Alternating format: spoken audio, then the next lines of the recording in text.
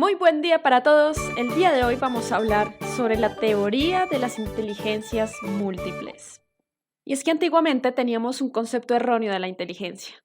Se creía que la inteligencia era una capacidad fija con la que nacía cada persona, que un niño nacía o no inteligente o nacía con cierta capacidad de inteligencia y esta inteligencia era una capacidad cerebral que no podía ser alterada después del nacimiento. Adicionalmente, considerábamos inteligentes a las personas que eran buenas en matemáticas y en lenguaje, que sabían muchas palabras y podían leer mucho. Y a las personas que eran buenas para el baile, para los deportes, para interactuar con otros o incluso consigo mismos, simplemente las llamábamos talentosas. Howard Gardner se opone a eso. ¿Cómo es posible que llamemos a una capacidad humana inteligencia mientras a otra la llamamos talento? Creando de esta forma una jerarquía como si unas inteligencias fueran más importantes que otras.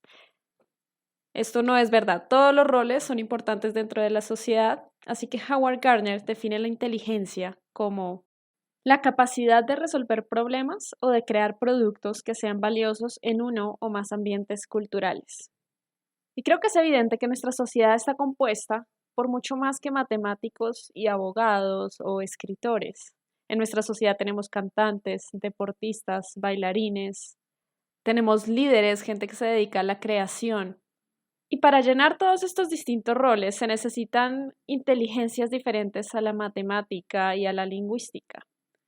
El día de hoy, en la teoría de las inteligencias múltiples, veremos cómo Howard Gardner define su posición de que la inteligencia no es ni fija ni única de propósito general, sino que en realidad hay distintas inteligencias en el cerebro que son especializadas y cuyo funcionamiento es independiente el uno del otro.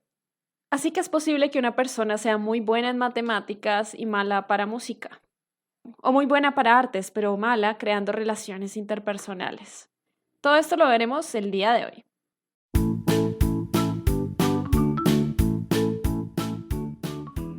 ¿Quieres ver a tus hijos desarrollar su máximo potencial? Que encuentren sus talentos y que hagan lo que vinieron a hacer al mundo. ¿Temes que el colegio o la sociedad les quite su autenticidad o su creatividad? ¿Quieres algo mejor para ellos? Pues no estás solo y la educación alternativa fue hecha para ti. Así que bienvenido al club. Aquí compartiremos los conceptos, innovaciones y experiencias de los que ya recorren este camino. Espero que te guste. Hay ciertas personas que piensan que el cerebro es una máquina de procesamiento general, que en realidad es adaptable y flexible a distintos tipos de contenido. Es decir, todos tenemos cierta capacidad para absorber información a través de los sentidos, para procesarla, para retenerla o memorizarla y para usarla más adelante cuando la necesitemos para hacer modelos con respecto a las experiencias que hemos tenido, modelar la realidad, modelar el comportamiento de las personas. Esto se podría ver como una capacidad horizontal, es decir, la capacidad de memoria se puede aplicar a diferentes tipos de tarea, por ejemplo, memorizar caras o, por ejemplo, memorizar un texto, memorizar una canción, una nota específica. Y dentro de estas personas está Piaget. Sin embargo, Howard Gardner, el creador de la teoría de las inteligencias múltiples, dice que hay suficiente evidencia científica de que esto no es verdad, de que en realidad el cerebro no es una máquina construida de propósito general y que tiene capacidades horizontales que se pueden aplicar a cualquier contenido al que se aplique, sino que en realidad el cerebro es un conjunto de esquemas mentales que tienen funciones específicas y diferenciadas. Es decir, hay una parte del cerebro que se encarga de la parte visual, hay una parte del cerebro que se encarga de procesar el lenguaje, otra se encarga de procesar la música, otra se encarga de procesar el cuerpo, el movimiento corporal, la coordinación. Y así, él dice que hay distintas marcos de la mente, que es como se llama su libro, Frames of Mind en inglés, que se encargan cada uno de una tarea específica. ¿Y cuál es esta evidencia científica de que en realidad el cerebro no es una máquina de propósito general, sino que tiene distintas partes dentro de sí mismo y que cada parte se dedique a una función diferente? Que en realidad el cerebro es un conjunto de módulos especializados. Frente a esto, el primer argumento y uno de los más fuertes es que los neurocientíficos han mapeado un poco el cerebro con respecto a las lesiones cerebrales que han sufrido algunas personas. Por ejemplo, si tú sufres una lesión en el lóbulo temporal izquierdo, vas a tener problemas con el lenguaje, pero sin embargo tu habilidad matemática sigue en pie. Si te lesionas otra parte del cerebro, los científicos ya tienen mapeado qué parte del cerebro hace que funcione. Entonces hay una parte que se encarga, por ejemplo, del procesamiento musical, otra parte se encarga del procesamiento visual, otra parte se encarga del lenguaje. Y acá es importante notar que el área del cerebro que se encarga del lenguaje no necesariamente es la que está asociada a los al sentido del oído y a la boca para poder hablar. Porque, por ejemplo, las personas que son sordomudas pueden desarrollar un lenguaje de señas e igual utilizan esta parte del cerebro que se encarga del lenguaje sin que necesariamente se haga uso de los sentidos. Adicionalmente, también está la existencia de los niños prodigio. Estos niños que son precoces en un área del conocimiento, que por ejemplo a edad muy temprana, antes que otros niños, desarrollan habilidades, por ejemplo, para reconocer y nombrar las notas musicales, o que simplemente están jugando con números todo el tiempo y tienen patrones en su mente y para ellos esto es muy fácil a una edad temprana. Entonces son niños que tienen un talento como natural en un área muy específica, por ejemplo, niños súper buenos en lenguaje, que desde muy temprano muestran una fluidez verbal que no es normal para su edad, que es más avanzada. Sin embargo, estos niños precoces muestran este talento en una única área, no es que sean inteligentes en absolutamente todo, que sean buenos en matemáticas, en lenguaje, en música, como una capacidad transversal, sino que en realidad son buenos en esa única cosa y en las otras cosas tienen una capacidad absolutamente normal. O igualmente tenemos niños que ya tienen ciertos problemas, como por ejemplo los niños autistas, también pueden mostrar una inteligencia súper desarrollada en el área lingüística o incluso en matemáticas, pero en cuanto a las relaciones personales muestran una inteligencia por debajo de lo normal, no son capaces de relacionarse con otras personas, no pueden ni siquiera a veces mantener el contacto visual.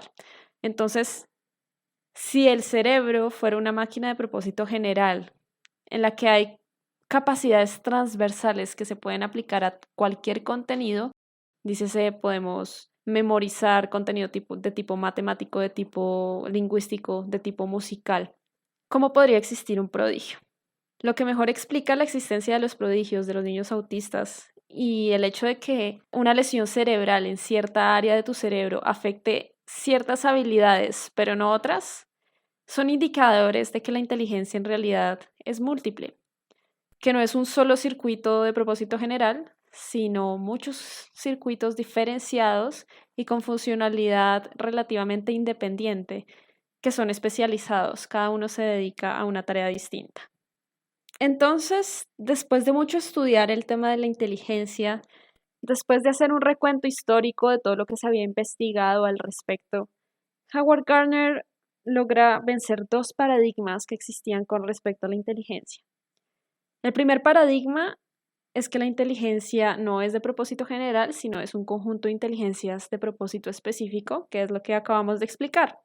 El segundo paradigma que logró romper después de algunas de sus investigaciones fue la creencia de que la inteligencia es fija, que tú naces con una capacidad intelectual que es fija, que ya está en tu cerebro, que viene de una herencia genética y que esto en realidad no se puede modificar mucho. Él se da cuenta que esto no es verdad, que en realidad la cultura y el ambiente ejercen una influencia grandísima en el desarrollo de estas inteligencias. Es lo que se ha sabido siempre. Hay una parte que es de biología, que es genética, y hay otra parte que es de ambiente y es de educación. El eterno dilema de naturaleza versus nutrición. Hay un experimento que es muy famoso que ejemplifica perfectamente este concepto. Básicamente tomaron dos grupos de ratas que tenían el mismo origen genético. A un grupo de ratas las pusieron dentro de un ambiente enriquecido, es decir, con un montón de juegos, había ruedas para que corrieran, había escaleritas, había obstáculos y había a su vez muchas otras ratas con las cuales jugar e interactuar. Al otro grupo de ratas las pusieron dentro de un ambiente empobrecido. Es decir, había pocas ratas con las cuales jugar o incluso las tenían aisladas y únicamente les dejaban comida y agua. No había rueda para correr, no había absolutamente nada. Un ambiente empobrecido. Después de algún tiempo les hicieron unas pruebas a estas ratas y descubrieron que las ratas que estaban dentro de un ambiente enriquecido, lleno de estímulos, demostraban una capacidad superior a la hora de superar pruebas cognitivas como escapar de un laberinto. Y después de examinar los cerebros de estas ratas, se dieron cuenta que las ratas del ambiente enriquecido tenían cerebros más grandes y que las neuronas eran de mayor tamaño y también había mayor cantidad de enlaces sinápticos. En realidad se sabe que un cerebro más grande y con más conexiones no necesariamente quiere decir que sea más inteligente. Sin embargo, se logró demostrar el efecto que tiene el ambiente en el desarrollo cognitivo. Pues un ambiente enriquecido que tenga muchos más estímulos logró que estas ratas se pudieran desempeñar de mejor forma en distintas tareas que les pusieron, como escapar de un laberinto. Otro tema del que se habla es del método Suzuki. Para aquellos que no lo conozcan, es un método para aprender a tocar un instrumento dentro de los primeros años de vida. En este método, a los niños desde que son muy pequeños, incluso desde la barriga, se los estimula con información musical. Desde chiquitos se les ponen conciertos en violín para que ellos escuchen. La idea es que los padres mismos aprendan a tocar violín para que el niño los vea tocar y por lo tanto sienta una motivación hacia aprender a tocar este instrumento. De esta forma rodean al niño de música para que él quiera aprender música y después de un tiempo, cuando es suficientemente grande, 2 años, comienza el niño también a ir a sus propias clases de música y aprende a tocar el violín. Con este método es posible que un niño que no venga de una familia de músicos ni que sus padres tengan un talento especial para la música, desarrolle esta inteligencia de la música, que en realidad se vuelva una persona musical y que logre realizar interpretaciones de muy alto nivel en muy poco tiempo. A veces creemos que las inteligencias simplemente son innatas, que si un niño tiene esta inteligencia musical simplemente se va a inclinar hacia aprender música. Va a tomar un instrumento por sí solo y va a aprender a tocar. Esto puede ser cierto en algunos casos. Sin embargo, si el niño vive dentro de un ambiente enriquecido en el que se desarrolle mucho cierto tipo de inteligencia, inevitablemente va a desarrollar esta inteligencia. Entonces, después de revisar todo esto, Howard Gardner concluye que en realidad la inteligencia no es una capacidad fija e innata, sino que en realidad la cultura y el ambiente sí influencian y pueden potenciar o anular incluso estas inteligencias. Porque, por ejemplo, una persona que tenga una inteligencia que le permita leer muy rápido, pero que viva en una cultura en la que no se valore el saber leer, simplemente no la va a desarrollar y nunca va a saber que tiene ese tipo de inteligencia. Entonces, el ambiente y la cultura realmente son importantes en el desarrollo de las inteligencias. Una vez que aceptamos que el cerebro no es un conjunto de habilidades que se puedan aplicar de forma horizontal, es decir, aplicar la memoria a distintos tipos de contenido, ya sea lingüístico, musical o matemático, sino que en realidad el cerebro tiene distintos circuitos dentro de sí mismo, distintas estructuras mentales, de tal forma que cada estructura tiene una funcionalidad específica y que es relativamente independiente de la funcionalidad de otras estructuras dentro del cerebro. Una vez que aceptamos esto, cabe hacer la pregunta, ¿cuáles son estas distintas estructuras que tienen una función específica dentro del cerebro? ¿De qué somos capaces como seres humanos? ¿Cuáles son estos circuitos específicos que están dentro de nuestro cerebro? Para esto, Howard Gardner reúne información de muchos sitios distintos, desde la biología, temas de evolución, inteligencia en distintos animales como primates, como aves, hasta el tema de las lesiones cerebrales, cuál es el mapeo que ya han hecho algunos científicos sobre si tú tienes una lesión en cierta parte del cerebro, qué funciones cognitivas te afecta. Adicionalmente hay un tema también de sociología. Estas personas que se han ido a estudiar las tribus más lejanas, más aisladas y más raras del planeta, ¿qué habilidades tienen ellos? Porque puede que ellos en estas culturas desarrollen habilidades que nosotros ni siquiera podemos imaginar. Y entonces, después de reunir toda esta información, él saca una lista de inteligencias candidatas. Por ejemplo, la habilidad para usar las matemáticas, la habilidad del lenguaje, que es bastante normal, el sentido común, ¿será que esa es una habilidad, una inteligencia? Él establece una lista de inteligencias y tiene una lista de criterios para definir si una inteligencia es o no una inteligencia, para ver si aplica como inteligencia o más bien eso que podríamos considerar una inteligencia no tiene un circuito aislado dentro del cerebro y es más bien como una agrupación de otras inteligencias más específicas trabajando en conjunto. Entonces los criterios que él establece para llegar a su listado final de inteligencias, que son 7, son los siguientes. Primero, el posible aislamiento por daño cerebral. Esta es la primera y la más importante de todas, porque es realmente evidente que si tú tienes una lesión en una parte específica del cerebro y eso te daña una funcionalidad, como por ejemplo, ya no eres capaz de entender el lenguaje escrito, entonces esa habilidad está dentro de esa parte del cerebro. La segunda condición es la existencia de lo que él llama idiots savants, o prodigios o individuos excepcionales, es decir, estas personas que tienen una habilidad muy desarrollada, pero en un área muy específica, como estos niños que te decía que son prodigios en matemáticas o en música y que muestran facilidad para estos temas desde que son muy chiquitos. El tercer punto es la operación medular. Es decir, que al resolver este mismo tipo de problemas, existe un conjunto de operaciones identificables que usen el mismo circuito dentro del cerebro. Si la inteligencia se resiste a una detección de operación medular, puede ser un indicio de que es una inteligencia más general que debe descomponerse. El cuarto punto es que exista una historia distintiva de desarrollo junto con un conjunto definible de desempeños expertos de estado final. El quinto punto es que exista una historia evolucionista, es decir, que haya otros animales que tengan también esas habilidades, como por ejemplo la habilidad de los pájaros al cantar, la organización social de los primates u otras inteligencias que hemos podido heredar de estos animales. El sexto punto es que exista el apoyo de tareas psicológicas experimentales.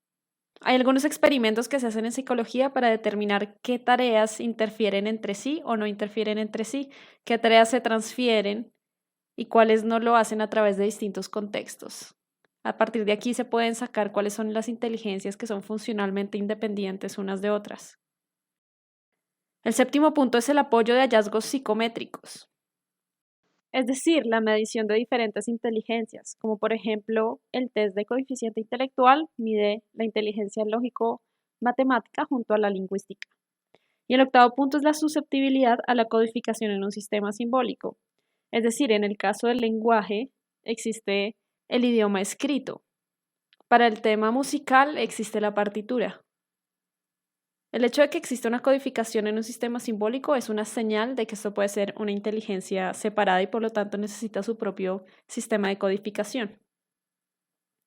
Entonces, estos son los 8 criterios que tomó Howard Gardner para poder filtrar todas las inteligencias candidatas a ser inteligencias separadas entre sí, independientes. Después de aplicar estos 8 criterios a una lista innumerable de posibles inteligencias candidatas, él destiló la lista a solo 7.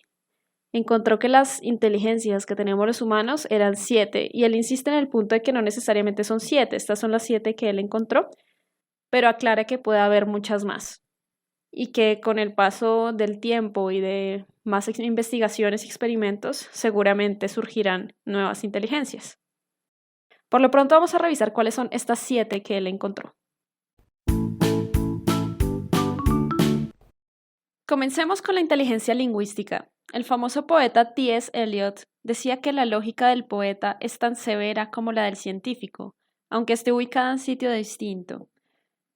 Con esto quiere decir que ellos siempre están buscando la palabra perfecta para ponerla en el lugar perfecto.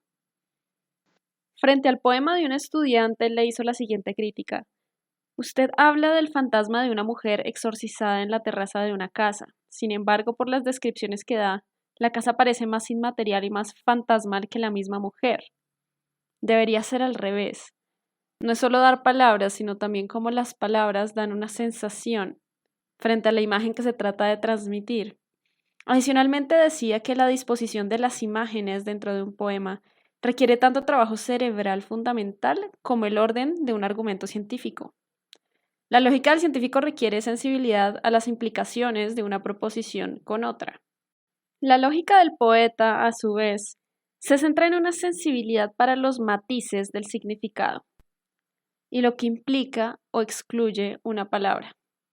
Es decir, al buscar la palabra que ellos quieren utilizar en un poema, deben buscar una palabra que exprese perfectamente lo que quieren transmitir. Al buscar una palabra pueden buscar sinónimos de la misma palabra y deben escoger aquella palabra que implique la interpretación que ellos buscan. Deben tener cuidado con lo que cada sinónimo incluye en su interpretación y con lo que excluye. La inteligencia lingüística es una inteligencia que todos desarrollamos en cierto punto. Es tan importante que incluso personas con problemas cerebrales logran desarrollar algún tipo de capacidad lingüística. Sin embargo, las personas que tienen una inteligencia más avanzada en este tema logran una mayor sensibilidad al lenguaje, al significado y a transmitir aquello que quieren comunicar. Adicionalmente, esta es una de las inteligencias a la que más importancia se le da en los colegios y en los exámenes de coeficiente intelectual, porque el lenguaje es la herramienta que más usamos para aprender y para transmitir conocimiento en nuestra cultura. Exponentes de este tipo de inteligencia pueden ser, obviamente, los poetas, los escritores o los abogados.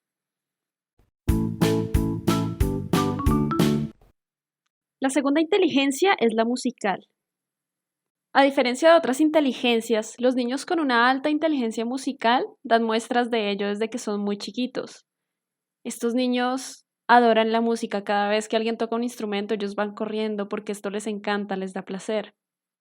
Se sabe de algunos músicos que podían reconocer las notas de espaldas con tan solo escucharlas, que escuchan música todo el tiempo en sus cabezas, que naturalmente detectan distintas melodías, que oyen a alguien más cantar una canción y de una vez se la aprenden, se aprenden el ritmo, la melodía. Y esto para ellos es natural, para nosotros los que no tenemos ese tipo de inteligencia es raro, es increíble que estos niños tengan tan buena memoria para la música y que puedan hacerlo de una forma tan natural. Sin embargo, ellos nos explican cómo las personas no pueden reconocer melodías o tonos, que es algo tan natural para ellos. Adicionalmente, no se ha esclarecido de que haya un origen completamente genético en este tipo de inteligencias, porque hay grandes músicos que han venido de familias musicales, donde sus padres eran músicos también, pero también hay grandes músicos que muestran este tipo de talento precoz para la música, aún viniendo de familias que no eran musicales, que en realidad no tenían esta inteligencia desarrollada. La tercera inteligencia es la lógico-matemática. Esta la conocemos muy bien porque es en la que más se basan también los colegios de nuestra cultura. Tiene que ver con operaciones lógicas y matemáticas y es la que se utiliza más que todo por científicos, para la ciencia y para el pensamiento crítico.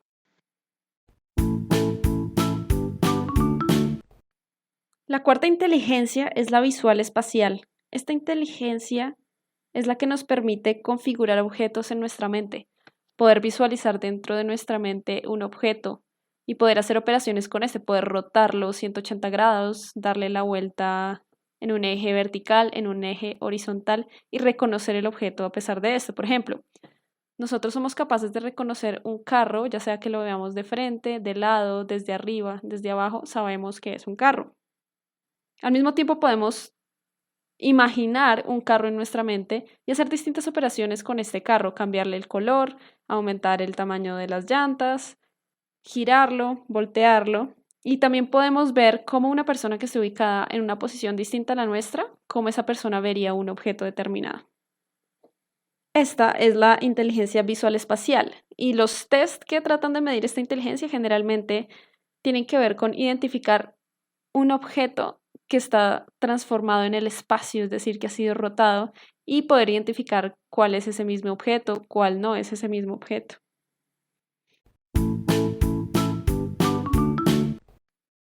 La quinta inteligencia es la sinestésico-corporal. Esta es la inteligencia de los deportes, de la danza, de los guerreros.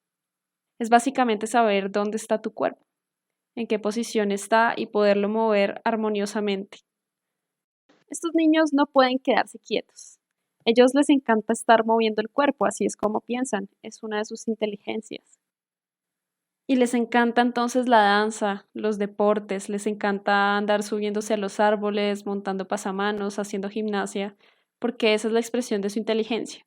Así que si tu hijo se anda subiendo a todas partes y tú andas preocupado de que se caiga o se lastime, tienes que dejarlo que exprese su inteligencia, porque esto es lo más natural para ellos.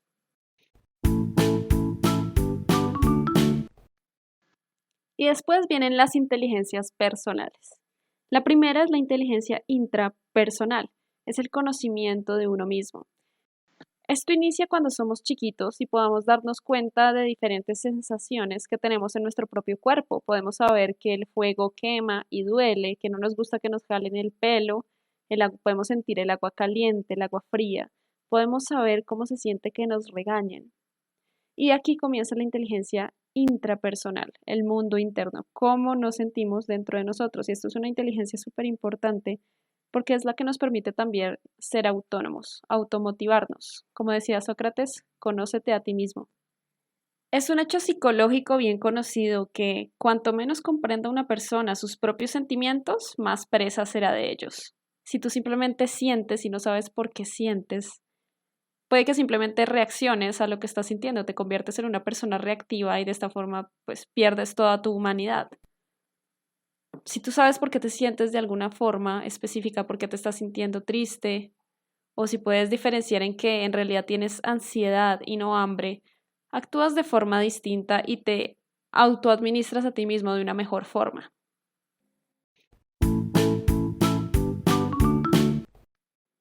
Y la séptima y última inteligencia es la interpersonal, que tiene que ver con el conocimiento de las demás personas, poder identificar fácilmente cómo otra persona se está sintiendo.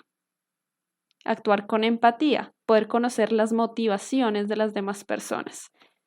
Esto indudablemente es una inteligencia muy importante, dado que vivimos en sociedad y nuestro éxito depende de que logremos que las personas que estén a nuestro alrededor nos ayuden y nos enseñen.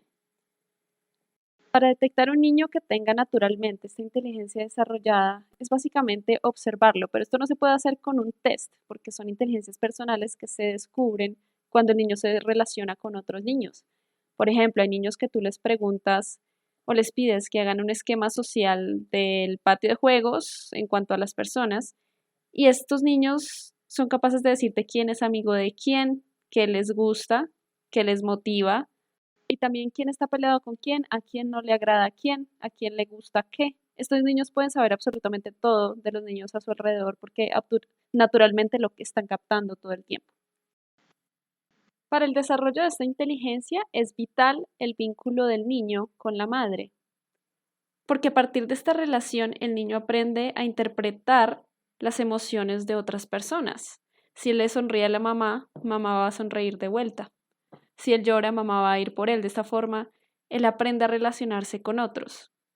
Por ejemplo, en algunos experimentos que se hacen con simios que no tienen madre, se nota que estos simios son incapaces de establecer relaciones sociales con otros simios.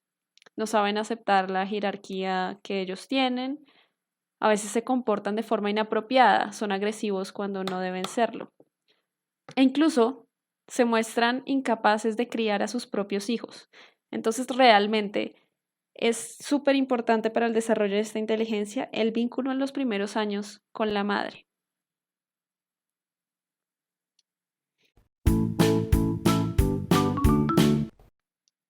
Y finalmente, ¿cuáles son las implicaciones y las aplicaciones de esta teoría en la vida práctica, en la educación? Lo primero es que tenemos que dejar atrás esos famosos test de coeficiente intelectual, pues estos test únicamente miden las inteligencias lógico-matemática y lingüística. Puede haber un niño que tenga una inteligencia interpersonal altísima, pero esto no es revelado por este examen. Por eso es que estos exámenes pueden predecir el éxito en la vida académica en el colegio, que básicamente se basa en estas dos inteligencias, pero no puede predecir el éxito en la vida porque hay muchas otras inteligencias que son altamente valoradas en la cultura también, dado que nuestra cultura no es hecha únicamente por científicos. Son muy importantes, sí, pero también existen cantantes, artistas, deportistas, bailarines. Tenemos toda una gama de inteligencias y de habilidades humanas que desarrollamos y valoramos. Entonces, si tú quisieras saber cuál es el perfil de mi hijo, cómo saber qué tanta inteligencia tienen cada una de estas 7, porque seguramente todos seremos un poco más inteligentes en algunas de estas inteligencias, seremos normales en otras y estaremos por debajo del promedio en otras. Y aquí es importante la observación. Howard Gardner no es que tenga un examen que sea como el examen del coeficiente intelectual, que sea el lápiz y papel, que te hacen unas preguntas y que al final de unos 10 minutos ya te dicen cuánto es tu inteligencia.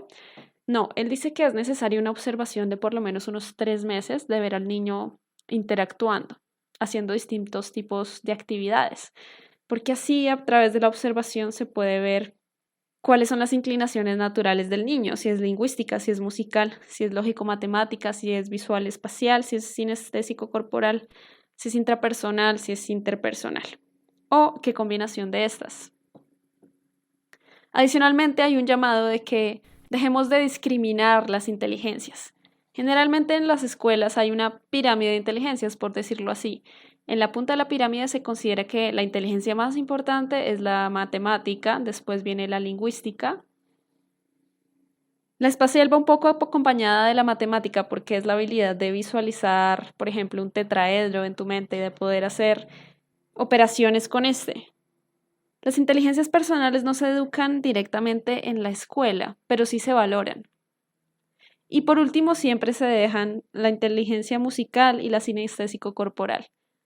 Las clases de música y de danza siempre son electivas, que se consideran como de relleno dentro de la escuela. Sin embargo, si hay un niño que tenga este perfil de inteligencia especial, necesita ser valorado, necesita saber que ese talento es importante y necesita tener las herramientas para poder desarrollarlo.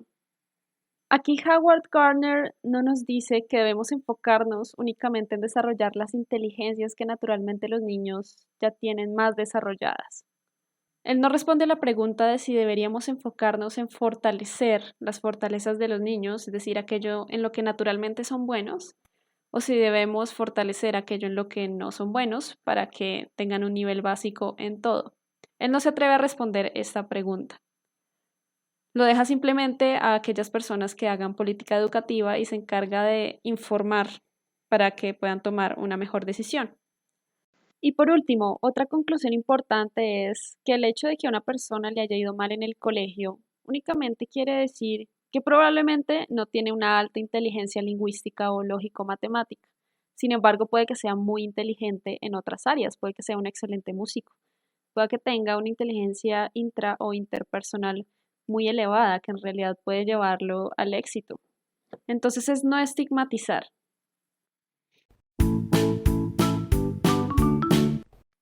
Y esto ha sido todo por hoy. Espero que este episodio te haya gustado. Y quisiera preguntarte, ¿tú ya sabes qué tipo de inteligencias tienen tus hijos? ¿Cómo lo has notado? ¿Qué señales te han dado? Por favor, déjamelo en los comentarios.